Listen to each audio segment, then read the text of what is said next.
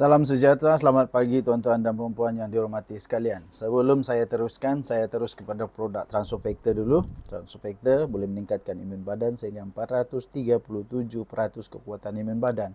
Bagi anda yang memang ada masalah 3 serangkai, kencing manis, darah tinggi, kolesterol, dan masalah-masalah lain yang disebabkan oleh imun badan yang rendah ataupun terlampau tinggi, terlampau bodoh sudah imun badan, sila tingkatkan imun badan anda. Transofactor boleh meningkatkan imun badan. Okey, sudah termasuk di dalam buku rujukan para doktor dan telah pun dikaji oleh saintis dan juga telah digelar sebagai molekul ajaib oleh saintis dan diterima oleh hospital-hospital di seluruh dunia, di serata dunia.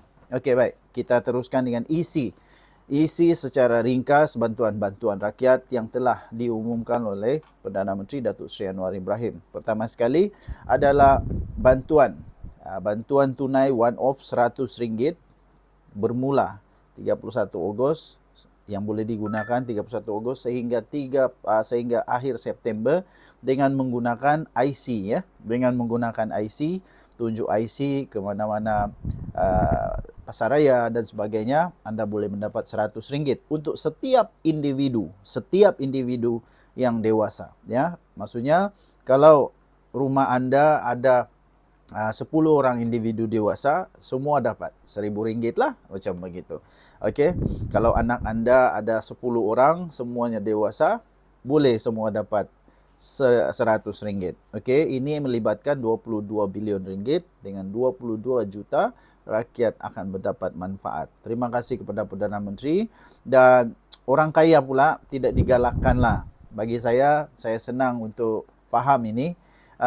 Sebagai tidak digalakkan untuk orang kaya lah kan. Kalau sudah kaya, nak buat apa lagi RM100? Lebih baik jangan pakai, kerana akhirnya nanti menurut Perdana Menteri itu akan dikumpul semula dan akan diberikan kepada orang-orang yang rentan, orang-orang yang memerlukan. Ini sangat-sangat baik.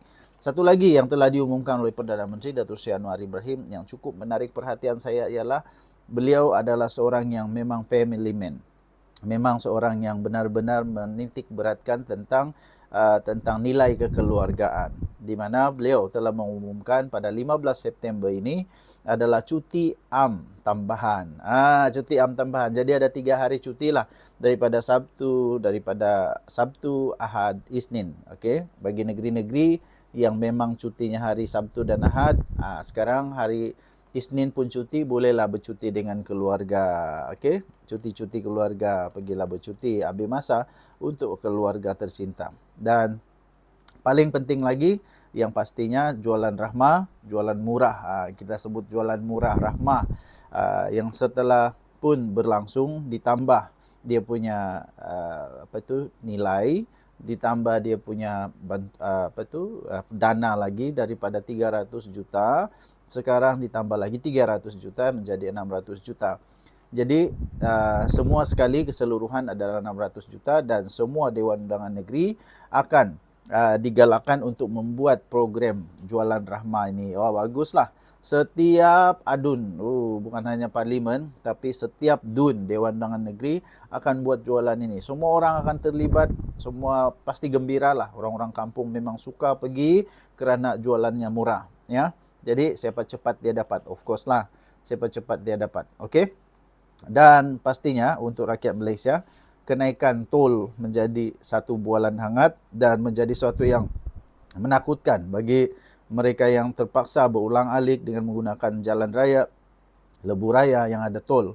Tetapi Perdana Menteri mengatakan bahawa sepatutnya ada kenaikan dalam tarif tarif bayaran fee untuk tol.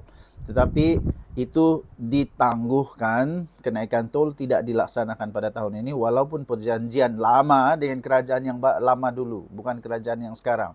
Ini memang satu perjanjian yang sudah lama ya. Jadi jangan pula diberatkan kepada kerajaan sekarang.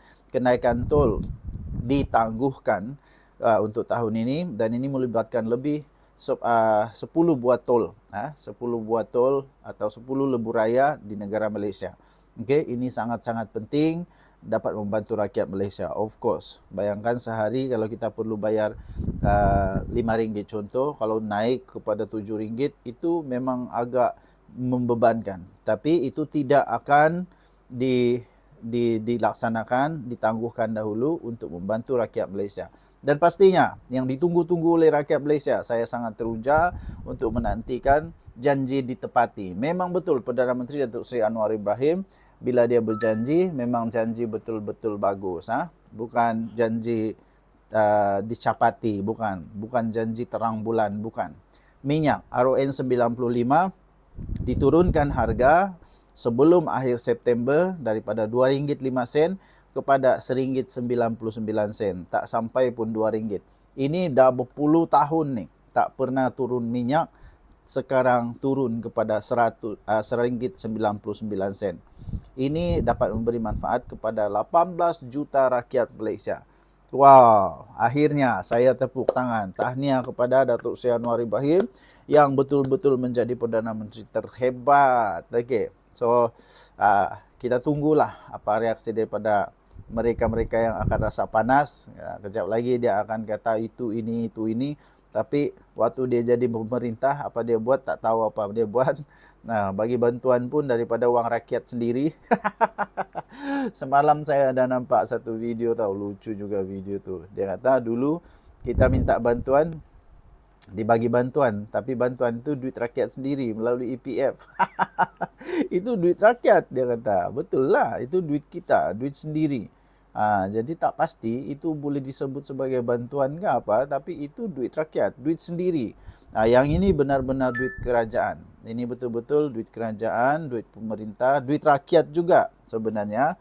Tetapi at least daripada akaun, daripada perbendaharaan negara, bukan daripada poket rakyat sendiri.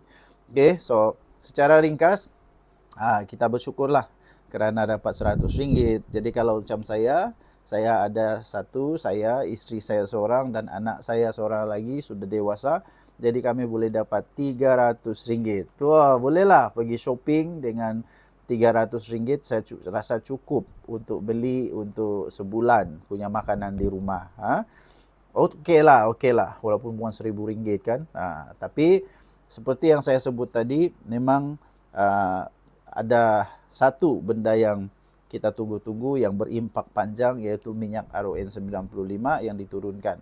Okey, kemudian terima kasih kerana memberikan nilai tambah kepada kekeluargaan dengan cuti tambahan, dan jualan rahmah itu sangat baik kepada orang-orang kampung yang tak mampu untuk beli barang yang mahal. Sekarang ada kemampuan untuk beli yang lebih murah. Kemudian tol paling seronok saya pikir bagi mereka yang bekerja di luar daripada KL di luar mana-mana yang terpaksa melalui lebuh raya, ini sangat baik. Okay? Dan of course RON 95 adalah paling kau. Okay, kita jumpa lagi, tinggalkan komen. Bye.